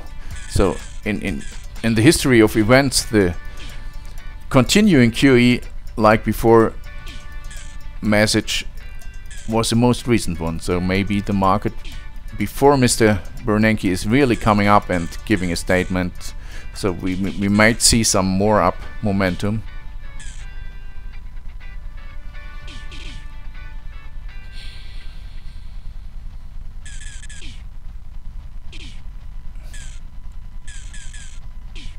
The last minute of this 15-minute candle.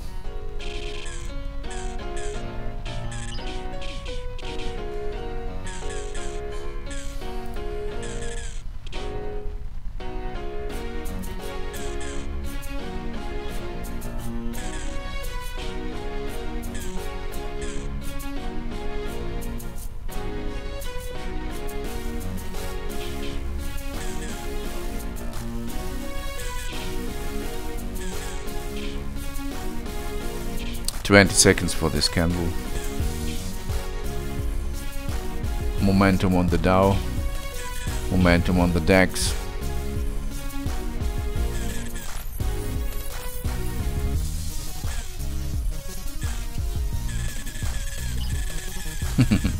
Yeah, there's some action now, you see. The market isn't getting nervous, and our big foods, I'm sure they are using this, but my guess is they know already what Mr. Bernanke is going to state at Congress or Senate. I do not know, is it the Congress or the Senate, but regardless what it is, it's the recognition by the media and how important and how strong they play this game, and they're pushing it. It's the decision of the week, the decision of this quarter. So let's see.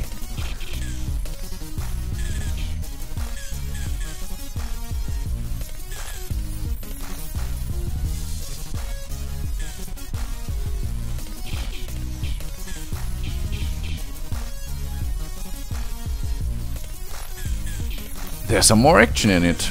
That is for true.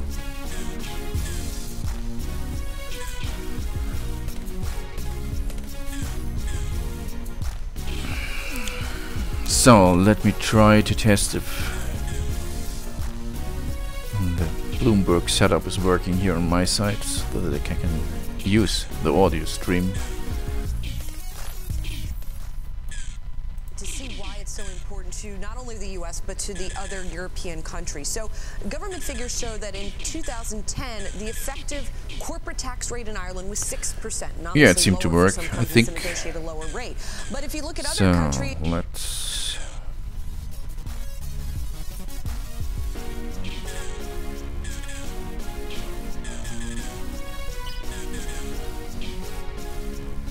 let's stick to the charts. The more we are going up, the more I'm tempting to place my short. Maybe deep inside of my heart I'm a contrarian, going against the direction, the mainstream all the time. For my very private life, that is true. I do not like the mainstream. I'm going against it most often. And so far I was not doing too bad with that. But let's see what we can make out of it today with our trading.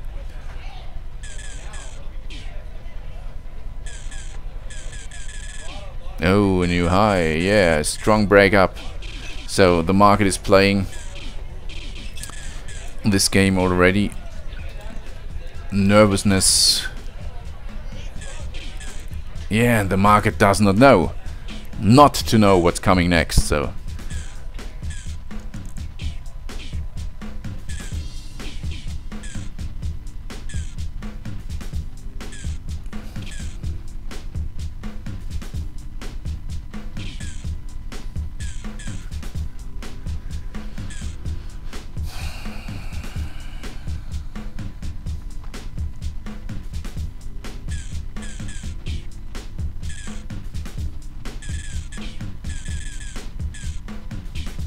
It's hard not to take in exposure. I do not know. The screen. Oh. Oh, I'm very sorry. Yeah, of course. Thanks for the hint.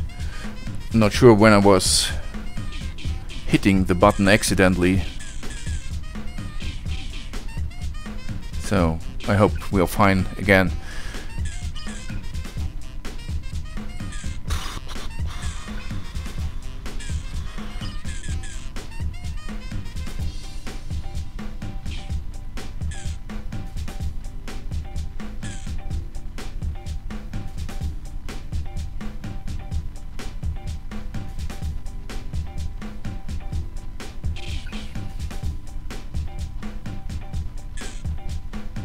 So whatever you do, what position, what direction you are thinking about, please, in the sense of risk management, be prepared that it could be a 150 pip move.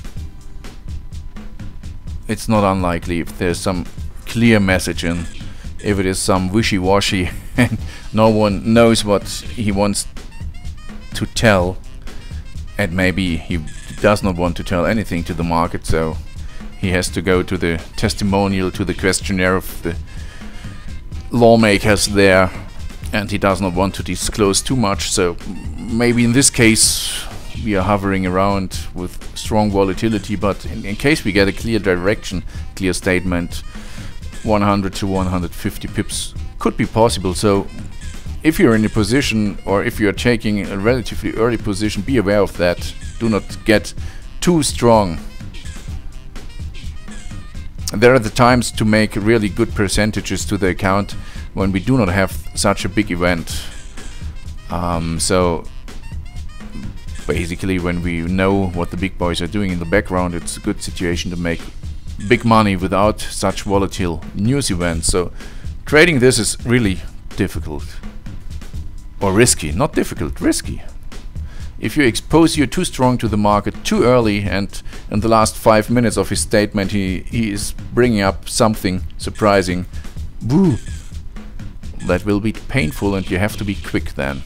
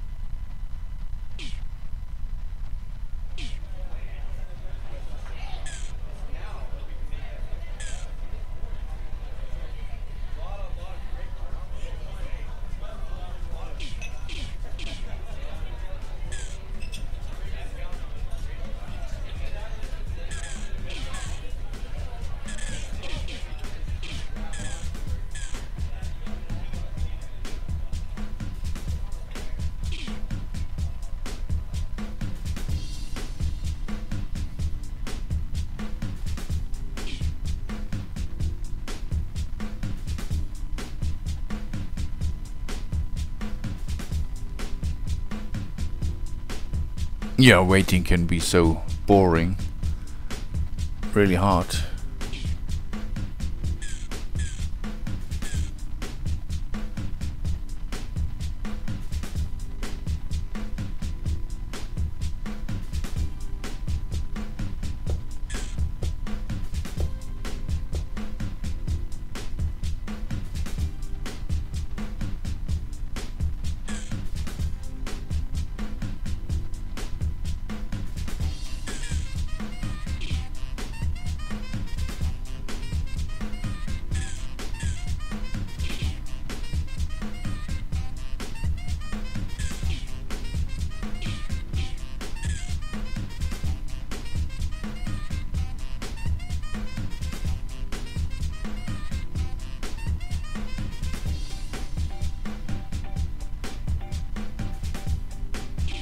Oh, I have forgotten to bring up the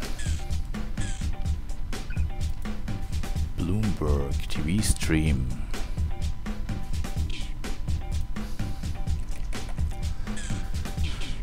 Bloomberg.com.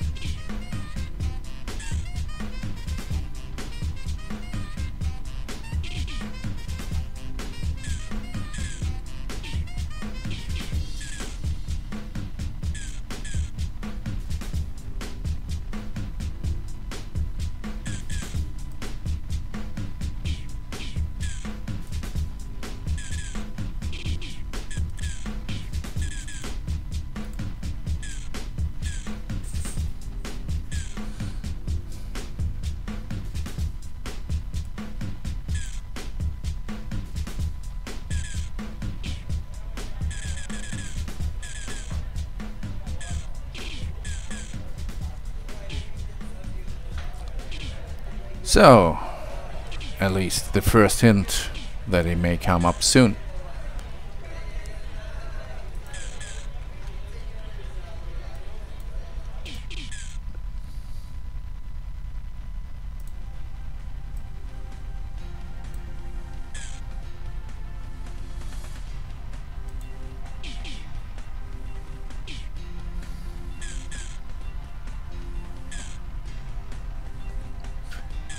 So I will let you alone for a second. We'll be back soon.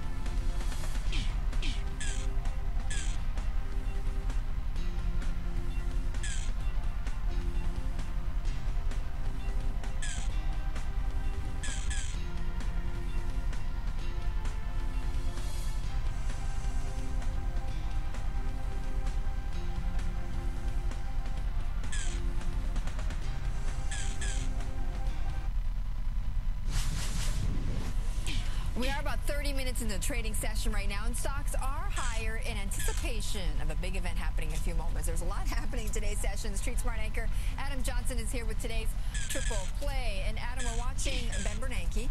We certainly are, as is the entire world. Remember, Ben Bernanke's already made very clear the thresholds which will cause him to change his interest rate policy. 2.5% on inflation, right now we're at 1.6, and 6.5% on employment, right now we're at 7.5. So we're nowhere near. The question really... So, thanks for waiting. ...by Bill Dudley in his interview with Mike McKee, and that is, when do they taper or not the purchasing of all these bonds? So that's really the focus. When do they taper, not what are they going to do with rates? Well, and we might get some clue when we get some economic data at 10 a.m. Existing home sales. We may indeed. 4.92 million on an annualized basis. That's what we're looking for. Here's the issue. That's well below the high of 7.5 million back if you look at 2007, but it's also still below the average from 2000-2004 of 5.5 million. So we're not even back to where we were 10, 12 years ago, and that's really the issue. There's still a lot of slack in the economy. A lot, and I'm going to be joining you on Street Smart later today. We're going to have some fun. You've got some great guests. John Huntsman's going to be joining us. Among others, yeah. John Huntsman's going to join us. With John Huntsman, former presidential candidate, we can talk about just about anything. Yes. But I really want to focus on immigration because Senator Orrin Hatch today moving forward a bill in the Senate which would open up the possibility for more H-1B visas. In other words, the high-tech workers that we so need to grow this economy. First of all, we have the I want to get John Huntsman's existing home sales, but I do not pay much attention to that. I have no position and I will not enter yet. We have to wait till immigration and crossing the till Bloomberg is switching over to the testimonial then. So another few minutes to wait. We'll see you at 3. Yes, that's right. I'll see you at 3 p.m. And that does it for today. And in the loop tomorrow, I'll be talking to venture capitalist Rick Heitzman, who has backed companies from Aereo to Pinterest. International Paper CEO John Faraci will also be in the loop following his company's earnings report. That is tomorrow on Bloomberg Television, streaming on your iPad app. So the first statement from Mr. Bernanke are out. We've got you covered here on Bloomberg Television. Market Makers starts right now. So let me see. So it's not live so far. Unemployment claim term. Is Market Makers with Eric Schatzker. Yeah, we are going up, that's for sure. Good morning and welcome to Market Makers. Host for the entire show. We are going to start the show with some breaking news right now. About to get the new existing home sales numbers. It looks like they have risen 0.6%, 4.97 million rate on existing home sales. We'll dive into that in a bit. Just a slight miss, but still going strong. Our top story of the morning, Federal Reserve Chairman Ben Bernanke testifying before the Joint Economic Committee in Washington. In prepared remarks, the Fed chairman offers some important signals about the Fed's intentions on quantitative easing. Just one quote about tighter monetary conditions. A premature tightening of monetary policy could lead interest rates to rise I'm trying to listen but what this lady is telling us, and I think or ending the economic recovery. And I try short. I'm in with the short. He's not tightening. He's not tapering. It was Let's some go straight kind of to Washington right now, where our reaction. chief Washington correspondent Peter Cook is on Capitol Hill with more of the highlights from Chairman Bernanke's testimony. Peter. And that quote you just read, probably the biggest highlight in here, a warning of sorts, a warning shot across the bow for those who will argue that the Fed should start to cut back, should start to raise interest rates in the near future. That's an argument you're going to be hearing from some members, undoubtedly, from the Joint Economic Committee today. So sort of a pre-buttal from Chairman Bernanke about the asset purchase program and about monetary policy overall. Also within this report itself, so taking profit on the first attempt. Fed Chairman, with regard to the asset purchase, he will say at its most recent meeting, the committee made clear that it is prepared to increase or reduce the pace of its asset purchase to ensure that the stance of monetary policy remains appropriate as the outlook for the labor market or inflation changes. He's basically saying, again, the economy is going to dictate where we go next with those bond buys. He says, with regard to the economy, economic growth continues at a moderate pace. Some headwinds have dissipated. Conditions in the job market have shown some improvement recently, but the job market remains weak overall. The chairman's words, inflation appears likely to run at or below 2%. The 2% the FOMC job has market targeted. remains weak He also overall. talks about fiscal policy That is what I've in his heard. comments, Sarah, So plea again it to seems to be in the message that the Fed is continuing the way of QE. In the short term, he will say federal fiscal policy remains so basically something to bring the market, the stock market, you can see, stock market is happy about that. So let's see what the euro dollar is doing. I have scalped a few pips short, so let's see. To members of this panel, to promote economic growth and stability in the longer term, it will be essential for fiscal policymakers to put the federal budget on a sustainable long-run path. Importantly, the objectives of effectively addressing longer-term fiscal imbalances and of minimizing the near-term fiscal headwinds facing the economic recovery are not incompatible. We have heard Chairman Bernanke make this plea before to members of Congress. So far, it's largely fallen on deaf ears. Sarah, we'll see if he gets any different kind of reaction today. Here's another money quote to me, Peter Cook. The job market remains weak overall, and we know that this is a big part of the Federal Reserve's strategy. He talks about some of the underlying weakness in the labor market, Peter. That's right. He talks about the recent job report, cites the 200,000 jobs on average we've added over the last 6 months. It is still not yet good enough for this Fed chairman to take his foot off the gas pedal. That's the basic message we're getting from this testimony here. Don't expect any major change. And the reason why is the economy is still weak, and he believes, he makes the case in here, monetary policy right now, this accommodative I'm waiting for the final decision of the market. At the moment it's volatility, and we know there's a question and answer session in during the testimony as well. So I think the very first statements you can see also on the news feed now. Here you see it, Bernanke. That's from his statement given to the press beforehand. And could be interesting to hear what he's answering to the questions he will get during the hearing, his testimonial. So I'm waiting for getting some more calmness into that. The stock market is going up because it seems to be tendency that he's going to continue QE for a certain amount of time. So to get an idea about that, this time the three kingdoms are helpful. Let's have a look at the dollar yen, the cable and the euro dollars, because this is for sure about dollar strength or dollar weakness. So let's see. There should be some more up momentum with this. As you mentioned, stocks are climbing to their session highs right now. Of course, we have not yet heard the question and answer session yet from Ben Bernanke, and we'll also I be do not waiting want to to get jump the in Fed minutes just later right on now. this I want to afternoon. see. You have the S&P 500 climbing a quarter of 1%, Better actually opportunity, moving up to maybe 0.6 of little 1% to just below 1670. The Dow Industrials gaining half of 1% to 15,400. 471. Difficult to say. Yeah, I think the 130 level should be in the cards. Versus the euro. The Bank of Japan holding its policy meeting, keeping its easing was something plan in that place. we have been talking about. So that does mean a weaker yen for now against the dollar as well as the euro. Sarah? All right, Scarlett Fu, I tend to go short. Let's dive call me crazy, into the Bernanke but it's the daily trade-off. So, but it's too early to do that. As I mentioned, Michael Hansen is here, the senior U.S. economist at Bank of America. All I want to see is a reversal, a pre-indication of a reversal on the 5 minute. So let's see. The stock market is still going up some more. And one quick question likely to be posed to Ben Bernanke: how do you get out of this massive what stimulus? This lady is stating and to comments on the Bloomberg. The bond market. Michael McKee, our economics correspondent, is here as well with some exclusive comments from New York Fed President Bill Dudley, who you talked to him about this issue. What happens to the bond market? The fear is we return to some sort of 1994 snap in rates. Yeah, that's the question that's preoccupying trading desks everywhere, and Alan will remember 1994 and the Fed and the bond market. Well, the answer, Bill Dudley told me, is everybody should relax. I can't speculate about what's going to happen in the future. I think, one thing that people are talking about a lot is there a risk of the kind of interest rate spike that we had in 1994 after a very easy monetary policy in the preceding period. I think there's a couple things that argue against that. Number one, people are talking about this all the time. And in my experience in markets, the things that people anticipate are the things that actually often don't happen. And the second thing that's very important to recognize is that the Fed, by taking all these long duration assets, I'm short again. I tried. It actually means that I'm aware that it could go up a lot more, so I have to readjust. And there could be a stop hunt at the 130 level, of course. We hold the assets but I give it in a the try. private sector. In the first quarter, you bought 72% of net Treasury issuance.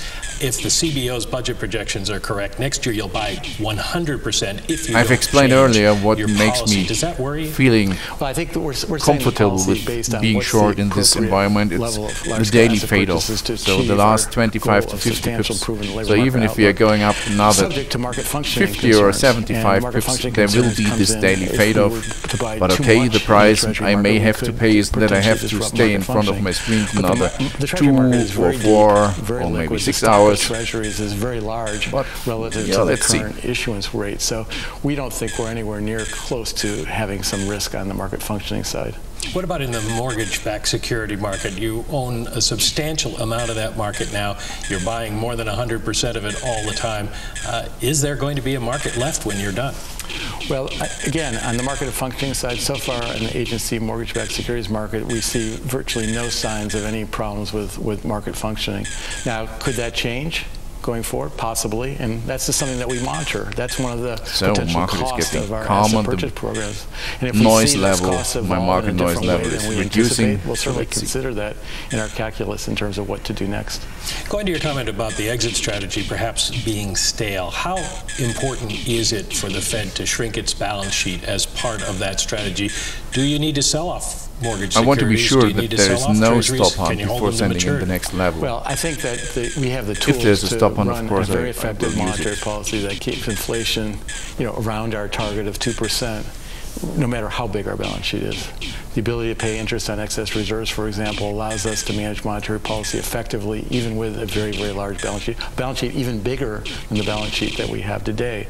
So we don't necessarily have to sell off assets. I think the key calculation in terms of agency mortgage-backed security sales is, do the sales help you or hurt you in terms of achieving the objectives that you want to achieve over time?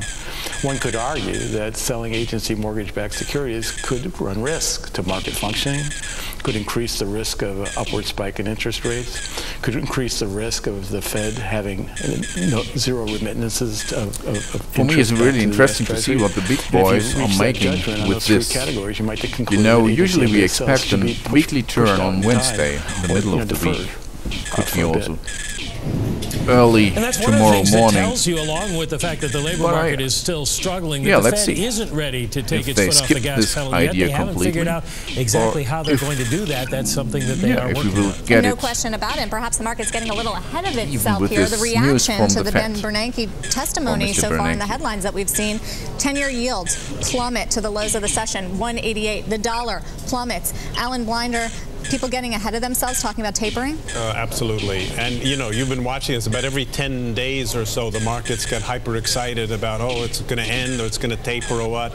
And then Bernanke or someone else takes that right out of the market. You know, this goes right to Bill Dudley's intelligent, but I think not quite right, remark that it won't be like 94 because everybody's talking about it. I mean, just look what happens at the slightest little flutter. I would be pleased as punch if when the exit starts happening, and don't forget we have the FOMC statement in rise as large as 4 hours, 3 hours, 15 minutes from now. Really but I'm not sure if it will deliver something new if Mr. Bernanke was giving his I think it's going to be bigger, and I think it's going to be early. I think it's going to be, I think the hardest part of the Fed's exit strategy is not the stuff that's commonly talked about, but as Bill Dudley said also, keeping the markets calm. I think that's going to be, I don't think they're going to be able to do it. Yes, they're going to try. Soothing words, advance notice, don't get too excited, etc. Yeah, the Three Kingdoms are in sync. Well, Michael Hansen, does the Fed have a good handle on market dollar yen going down, cable going up, euro dollar going up. So I think they're aware of it. I think it's something that they're very much concerned about. And as Alan said, I think they're going to try very hard to make sure their communications tries to keep the markets relatively calm, signal just what their plans are on a close to the round number, and I cannot believe if the big boys are going without doing the stop hunt above the round number. So now it's a be aware of that. So that may or may not be as effective, but it's certainly going to be more information to the on the other hand, that is the last 3 minutes of the 15-minute candle, so they should try to do the stop hunt Chairman soon, Bernanke does highlight in this testimony, or they have to wait another 15 minutes. New and useful, necessary no, we have to wait another 15 minutes to be clear about what's coming next. Because you know, a reversal pattern will never look like this on the 15-minute chart, so I'm talking about this candle here. We need to go something more up to draw this inverted hammer. Without that, Princeton, former #2 on does the not Fed, look and like Michael an Hansen as reversal well. pattern. We'll also talk about betting on America's love of luxury goods. Big story today. The parent retailer, Saks Fifth Avenue, may put itself up for sale. Lower at 5.4%. So again, you see a little retracement on all three kingdoms. There's more to so okay, I will go news. out of the Business Week. Bloomberg ideas, stuff. Data and insights again. I think the major news is out. The basic message was that it's too early to ponder about QE tapering.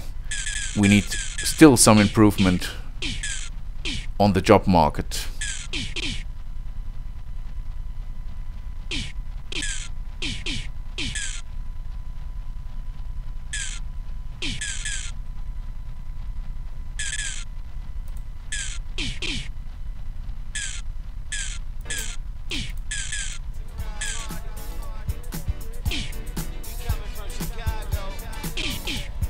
Yeah, what do I want to do with that? I would stay with my short trading idea. If it is going up, if we will see a stop hunt, I will stick to it, and if necessary, I will have to wait till the FOMC is out, till we have the fade off, the extremum fade off of the day. But let's see. That is what I want to do. Yeah, it was not so interesting as I was thinking. I was expecting a press conference. No, I was expecting that we see a live coverage on Bloomberg of the testimonial itself, but it was not that way, so we have gotten some predefined statements by Mr. Bernanke given to the press exactly as scheduled, so we have seen only these statements with a very strong reaction because it's going in continuation of QE. And so let's see what we can make out of it. I will quit off this session and focus on my trades, and I have to lose. I do not hope that I have to lose. I have to leave for a few minutes, some family stuff, and then I will be back and continue trading. And tomorrow morning I will give you the final outcome of all this. So let's close out with another little profit. So not sure where the market is when I'm back to re-enter. So far the day was delivering 28 pips or something like that. So let's see. Yeah, I wish you all the best. I hope you are on the right side of the market. Ray, have a good night. Rashid, have some fun. See you tomorrow morning then. Bye bye, friends. Thanks for joining, as usual.